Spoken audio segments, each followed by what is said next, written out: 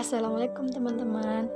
Perkenalkan nama saya Mutia Wulandari. Saya mahasiswa Institut Agama Islam Negeri Batu Sangkar, jurusan Tadris Matematika dengan nomor NIM 21 30 10 50 30. Di video ini saya akan menjelaskan tentang larutan elektrolit dan non-elektrolit.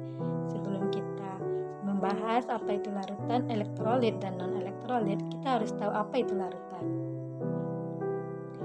Jadi, larutan merupakan campuran homogen antara dua zat atau lebih yang secara fisik tidak dapat dibedakan lagi atau dipisahkan lagi. Ada dua komponen, yakni ada zat pelarut dan pelarut. Zat pelarut merupakan komponen yang lebih sedikit, sedangkan pelarut merupakan komponen yang lebih banyak daripada zat pelarut. Dari pengertian larutan tersebut, baru bisa kita jelaskan ada dua macam larutan, yaitu larutan elektrolit dan non-elektrolit. Yang mana larutan elektrolit merupakan larutan yang dapat menghantarkan arus listrik. Ia mempunyai ion positif dan ion negatif. Ion positif disebut dengan kation, ion negatif disebut dengan anion. Jumlah muatan positif dan muatan negatifnya itu akan sama, sehingga dia akan menghasilkan atau dapat menghantarkan arus listrik. Larutan elektrolit terbagi atas dua, yaitu larutan elektrolit kuat dan elektrolit lemah. Larutan elektrolit kuat itu merupakan larutan yang molekulnya terionisasi secara sempurna. Ciri-ciri dari larutan elektrolit kuat yaitu 1. Ketetapan ionisasinya sama dengan 1. Kedua, jika diuji lampunya akan menyala atau terang. 3. Terionisasi secara sempurna. Ciri-ciri yang keempat adalah penghantar listrik yang baik. Contoh dari larutan elektrolit kuat yaitu garam, asam kuat, basa kuat. Contoh dari garam yaitu NaCl, KCl, CuSO4 dan lain-lainnya. Contoh dari basa kuat yaitu HBr, H2SO4 dan lain-lainnya. Contoh dari basa kuat yaitu NaOH, KOH, MgOH2.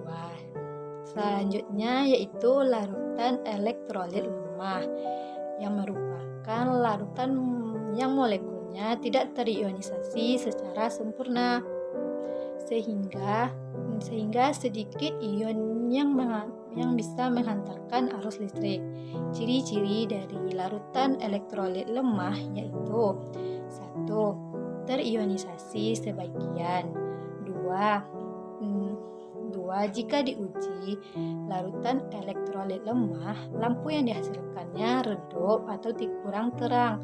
Ketiga yaitu penghantar listrik yang kurang bagus. Contoh dari larutan elektrolit lemah yaitu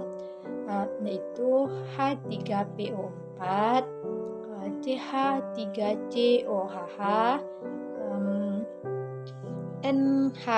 NH4OH dan lain-lainnya. Selanjutnya kita membahas tentang larutan non-elektrolit. Apa yang dimaksud dengan larutan non-elektrolit? Larutan non-elektrolit merupakan larutan yang tidak dapat mengantarkan arus listrik, yang terdiri dari zat-zat yang terlarut dalam air tetapi tidak akan terurai menjadi ion, dan molekul-molekulnya tidak dapat mengantarkan listrik atau muatan-muatan listrik. Ciri-ciri dari larutan non-elektrolit yaitu 1. Tidak terionisasi. 2. Tidak dapat menghantarkan arus listrik. Ketiga, jika diuji lampunya tidak menyala dan tidak ada gelembung gas di dalam larutan tersebut.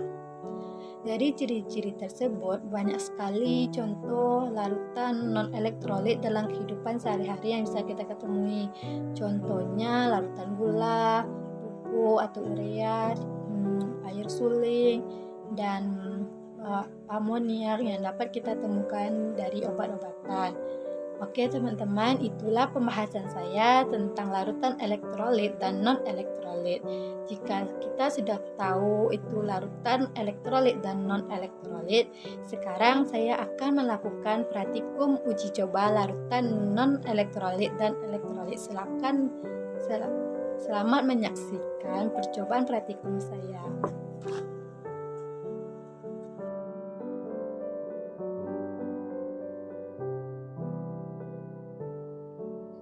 Alat dan bahan yang dibutuhkan adalah yang pertama rangkaian tester, yang kedua larutan garam, yang ketiga larutan gula, yang keempat larutan cuka, dan yang terakhir adalah air suling atau air biasa.